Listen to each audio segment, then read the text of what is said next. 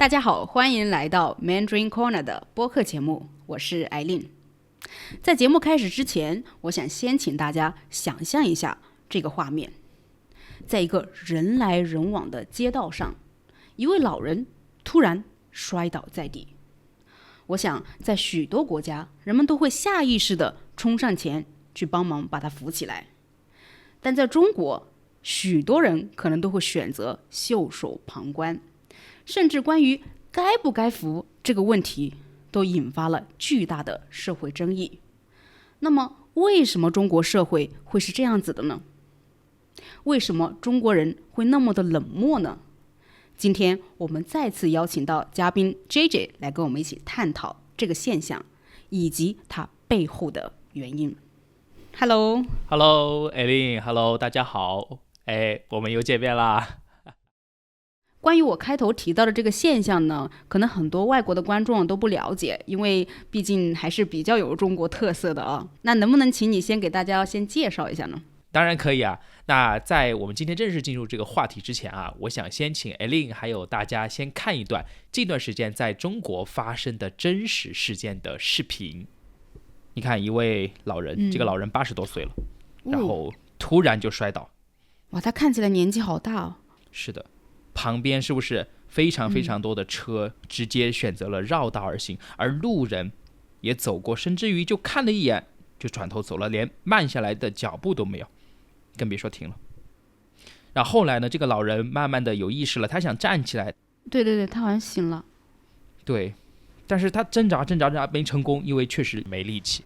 那这个时候，一名环卫工人看了一眼，然后走掉了。但实际上，这位环卫工人走掉了过后呢，就是他是去拨打电话去了。如果没有这个环卫工人，哇，那他还在那里待多久？是啊，为什么那么多人经过都不去帮一下？就打个电话也行啊。他们连慢下来的脚步都没有，可能司机师傅也是开着车停了一下，然后就绕道走开了。我觉得中国社会不知道为什么特别害怕去扶老人。除了不扶老人，如果摔倒的是一位年轻人，你觉得大家会不会去帮忙？我说实话，我现在对大家没有信心。那我想请大家还有请你看第二段视频。这个孩子16岁，16岁，然后他摔倒了是吧？对，喝了酒摔倒了。然后他摔倒的时候，你可以看到那个时间是早上的7点54分。然后第一个陌生人路过看了一眼，8点10分的时候，然后走了。几分钟过后，有一个人直接跨过去。然后在8点半的时候，又有第3个人路过了，经过跨过，直到10点34分，一个外卖小哥经过，意识到男孩可能有生命危险，才打电话报了警。但是当120和民警到达现场的时候，这个16岁的男孩已经没有呼吸了。根据法医的初步判定呢，这个男孩是摔下楼梯的时候撞击了头部，引发了颅内出血，最终导致了死亡。就如果有及时的救治的话，还是可能会被救起来的。我最震惊的就是他们可以直接跨过去，从他的身体上跨过去，好像他就是一个物件，或者说一只死的狗，一只死的猫一样。是的，所以说这已经成为了一个社会现象，而且引发了非常广泛的讨论。对，没错。其实关于这个现象哈，很久之前有发生一个可能比你刚刚给我看的那2段视频还要令人震惊的事件，就是发生在广东佛山的小月月事件。这个我想你肯定听说过，我想基本上中国人应该都知道。对，我记得当时这个事情发生在2011年，在广东的佛山。然后这个小女孩的名字呢叫做小月月，她只有2岁。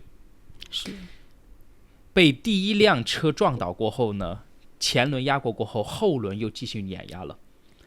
然后在后续的这个监控视频里面，长达7分多钟的时间里面，出现的18个路人，没有任何的人去帮忙，然后在这7分钟的时间里面，经过了第2辆车的碾压。那最后呢，一名拾荒阿姨江小月也抱到了路边，最终才获救。就为什么大家对于一个这么小的小 baby 也可以这么冷漠？你知道让人就是心寒的是什么吗？就是时至今日到今天，这个视频在网络上还在流传。然后在这个视频的下面，还有一群网友是这样说的：多一事不如少一事，我是不会帮的，因为不是我孩子。那我想反问这位网友，假如你的孩子也被车撞了，也出现了什么样的意外，你不希望旁边的人去伸出援手吗？你希望大家路过的这么多人都冷漠的对待吗？是吧？无法理解。你知道这个女孩后续怎么样了吗？据说是死了，是吗？对。所以说看完这些视频过后，大家是不是觉得中国人都冷漠的很可怕？但你知道最可怕的事情是什么？就是除了视频中出现的这些成年人，中国的下一代的孩子们、学生也是出奇的冷漠。是吗？小孩也这样吗？来，我们看一段最近的视频合集。第一个事情发生在湖北武汉开学典礼里面。这一个学生摔倒了，就是晕倒了，应该是太热了吧。好，第二个视频发生在上海，大家全部张望他，然后没管。哇哦。好，然后看第三个发生在浙江的事情。你看，一个小女孩在教室里面倒了，旁边的女孩看了看，依旧没有任何的反应，甚至于这2个小男孩从旁边走过，嘻嘻哈哈的，都没有任何的反应。天哪，他们还在照样做自己的事情。你们有没有发现，就是这些视频里面表现出了那种孩子的木讷？哪怕你可以大声的说，老师某某某同学怎么样了？对，就是看，木讷的看过去，看完了过后，再木讷的看回来。你知道我想起来了，我前段时间就是大概在2个月前，我在微博上看到了一个视频，是一个老太太在电梯里边摔倒了，然后她就坐在那里，可能起不来，她就苦苦的哀求那个电梯外面的2个男子，就是说你把我扶起来吧，我求求你了。然后那2个男的呢，就是站在旁边看着，他们虽然没有扶，但他们也去就是打电话叫了那个保安。让我震惊的不是说他们没有帮，让我震惊的是下面的评论，可以说99%都说不敢扶，不要扶。还有我记忆比较深刻的就是有一个母亲评论说，这个视频我给我孩子看了，然后我问他该怎么办，孩子说我转头就走楼梯下去了。然后这个母亲说我很欣慰，也就是说他也是这样教育自己的孩子的。所以一点都不奇怪为什么视频中的那些小孩是这样的冷漠，因为他们的父母也是这样教他的。还有一个人也是应该也是一个母亲或者是父亲说不敢扶，而且我也会让我的孩子看这个视频，告诉他也不要扶，如果我老了我倒了不要扶我，我死了活该。好，我相信他老了也不会有人扶的，放心吧，不会有人扶你的。我想大家看到这里一定会出现很多个疑问，为什么中国人是这样子的？为什么不敢帮？其实关于这个问题啊，原因有很多。今天我们从3个最主要的方面来展开讨论。第一个呢，就是信任危机。其实在中国呀，人们是不那么愿意去相信陌生人的，对陌生人的防备心也是非常强的。那你觉得中国社会为什么会有信任危机？人们为什么会对陌生人防备心这么强呢？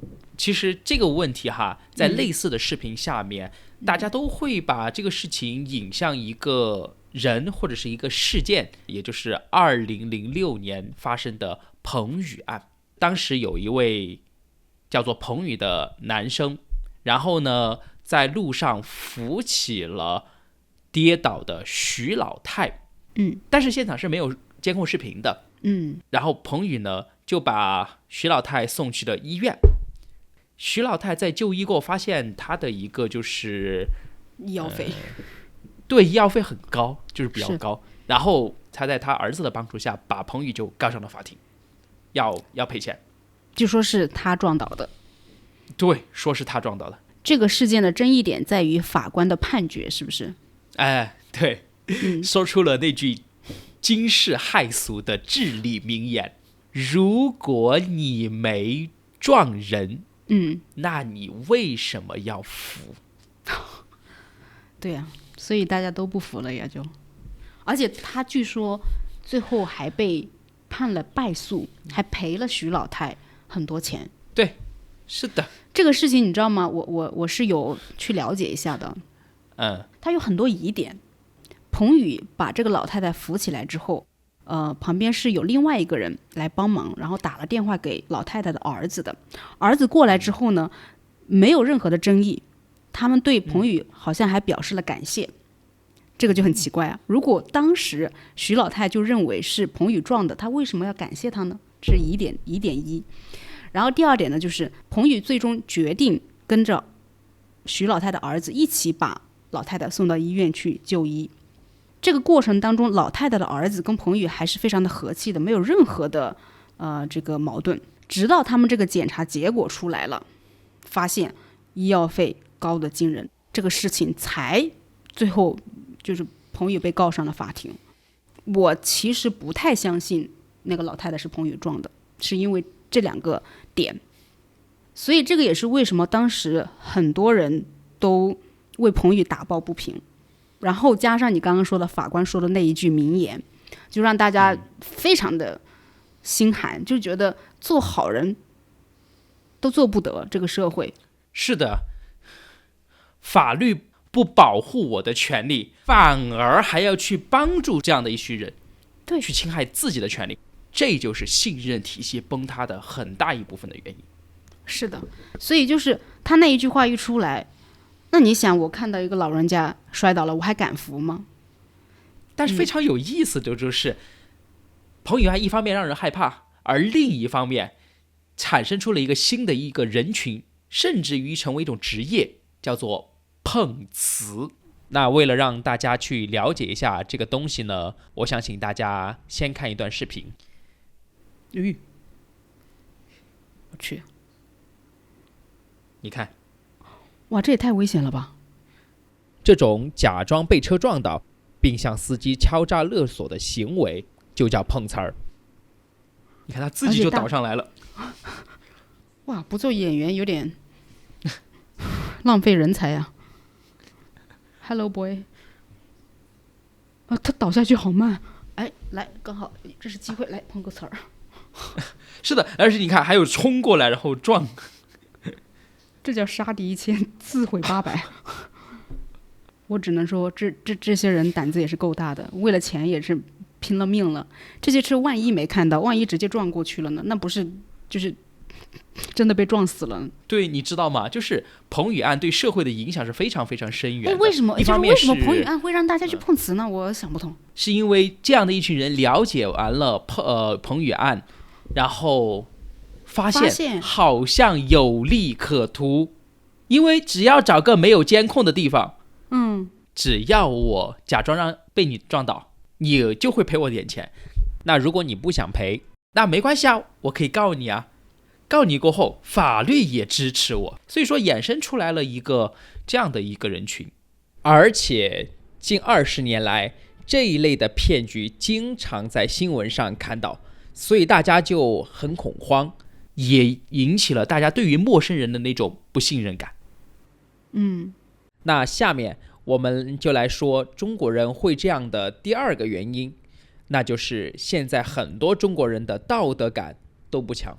那么你认为为什么中国人道德感不强呢？当然我说的中国人不是指所有的中国人，肯定就是指普遍来说吧啊。这个还是跟社会发展和受教育程度有关系，因为最近的这几十年，义务教育才慢慢开始普及，人的素质才慢慢开始提升。而在这个飞速发展的这个时代社会里面呢，很多人都获取了非常多的财富，但是他的素质和道德是跟不上的。还有一个原因哈，就是因为改革开放40年的时间，让一部分人先富起来了，这一部分先富起来了过后呢，他就可以用金钱去解决很多的问题，然后让普通人看到了，觉得有钱就可以为所欲为，谁有钱谁就有理，谁就说了算。中国在近40年的时间里面，有太多人从普通人变成了中产，甚至于就是高层阶级，就是他们通过金钱去购买到了一些权利也好，社会地位也好，就是他跨越了阶级。但是在很多的国家，他是没有办法用金钱去跨越阶级的。比方说在印度，他是没有办法从一个奴隶跨越成婆罗门的，你有再多钱都不行。但是在中国不一样，只要你有钱了，你就能跨越阶级。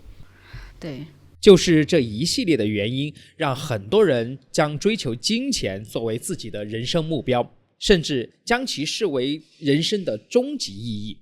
我有钱了，我就可以为所欲为，我就满足了我人生意义。所以说普通人或者是大多数人都是为了钱而活的。你说的这个让我想到一个事情，就是很好的体现了中国人认为金钱比道德更重要的这个思想。就是一个认识的人吧，也不算是朋友，然后他说他们家爷爷奶奶是卖包子的，然后说包子的肉是那种劣质的肉，他们自己都不吃，别人吃了会怎么样跟我没有关系，我能赚钱就好了。这不是道德的缺失吗？是的。所以说为什么大家不服也可以理解，是因为服人这件事情不仅不能给大家带来任何的利益，反而还有很多很多可能会导致的损失。那这是一件划不来的买卖，我当然不会做了。对，就是当你把金钱放在太高的位置上面，这就是一个很自然而然的，你就会丧失掉一定的道德感，是因为它不在你的优先排列之上。对，没错。我道德能当饭吃吗？对，能当饭吃比较重要。对，是的呀。另外，在中国社会，如果你缺乏道德，你是会被接受或者包容的。就像我们一开始问到大家的那样子，如果有一个老人摔倒了，你会怎么办？在国内，大家是不会鼓励你去帮忙的。就像评论区之前说到那样，一个母亲她会教自己的孩子不要去，是吧？就是这个社会不仅不谴责不服的人，反而还会去鼓励你这种不作为。所以就让那些就是可能道德感本来就比较弱的人，就找到了一个借口，心灵的不是我对借口不想帮，不是我心不好，而是我真的不敢呀，我怕呀。对，我感觉在国外社会是不允许你不去帮忙的，对吧？就是如果你不去，你身边的人就会认为你不道德，是吧？人品不行不愿意跟你合作就是社会也好，身边人也好，他们都会成为一种无形的道德约束力是。然后最后呢，想要跟大家分享和讨论的就是法律的不健全。因为在彭宇案出来之前，中国是没有相关的法律的它不像欧美是有撒玛利亚好人法的。撒玛利亚好人法呢，就是一部为自愿救助伤者或病人的人免除责任的法律，让见义勇为者做了事过后呢，没有了后顾之忧，不用担心过失造成的伤亡而被追究责任。对，确实，因为你比如说老人家摔倒了，你去把他扶起来，万一扶的这个过程把他的骨头又弄断了，折了，那这个对这个要找谁的责任？这个也确实是有一点难的。对，没错。我们没有吗？我们没有这个法律吗？我们其实之前一直都没有，直到2014年吧，中国的民法典才修订了相关的法案，就是来自于民法典的184条，紧急救助免责，它也是类似于西方的撒玛利亚好人法。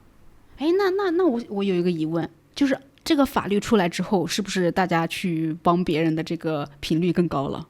其实不然，它只是一个兜底法律。但我觉得大家还是觉得麻烦。就即使这个事情最终上了法庭，我可能会赢，但我还是觉得上法庭这个事儿本来就很麻烦。是的，没错。甚至于有人拿出这个问题服不服的这个问题去问法律的专家，法律的专家也都摇头，他说他自己也不会去服。你如果说碰到有人摔倒，你会服吗？我说实话，我要反映一下，就是其实我在中国是不敢服的。我在国外的话，如果我身处国外的话，我肯定会义无反顾的去帮忙。我曾经扶过2次骑电动车摔倒的人。你没被讹吗？没有，2次都是在桂林那个大街上，一个是一个中年男子骑电动车摔跤了，不是太严重，但是可能手上摔破了皮，我把他扶起来了，但是他的表情，他没有说谢谢。然后第二个是一个外卖小哥摔了，也是在路上，然后我去帮了他，而且旁边还有一个女孩子也过来一起帮了，但是这个外卖小哥也没有说谢谢。当然我扶他也不是说为了得到他一句感谢，只是这个现象让我觉得有点奇怪。包括我在国外也经常碰到中国同胞，有的时候呢，就比如说他们英语不好嘛，然后我刚好在旁边，我可能就帮忙翻译了一下，他们的表情都是那种好像怕我跟那个卖东西的人一起骗他的感觉。就我现在就是说到这里，我觉得是一个很悲哀的事情，就感觉中国人不仅不敢帮别人，也不敢接受别人的帮忙。是的，所以说大家听完以后，还敢在中国扶人吗？我希望你们还是坚持做自己，而且我觉得如果是外国人扶的话，大概率是不会被讹的，因为语言不通嘛，对吧？对的。其实还有一个可能外国朋友担心的就是，如果你来中国，你摔倒了，中国人敢不敢扶你？我觉得敢。我们真的这种防备心理只是针对中国人，我们不会觉得外国人会知道怎么讹我们，而且你在我们国家你还敢讹我？是的，就是肯定会有人扶你的，因为他们知道你不会讹人的。是的。不过我还是希望未来会改变吧，就是年轻的一代会越来越好。我也希望就是父母在教孩子保护自己的同时，也教给他们一些善心。我们一起期待那一天的到来。好，那今天的播客到这里就结束了。对于我们今天聊的这个现象以及我们所说的这些原因，你们有没有什么看法？可以在评论区跟我们分享。那我们就下期再见。再见，拜拜。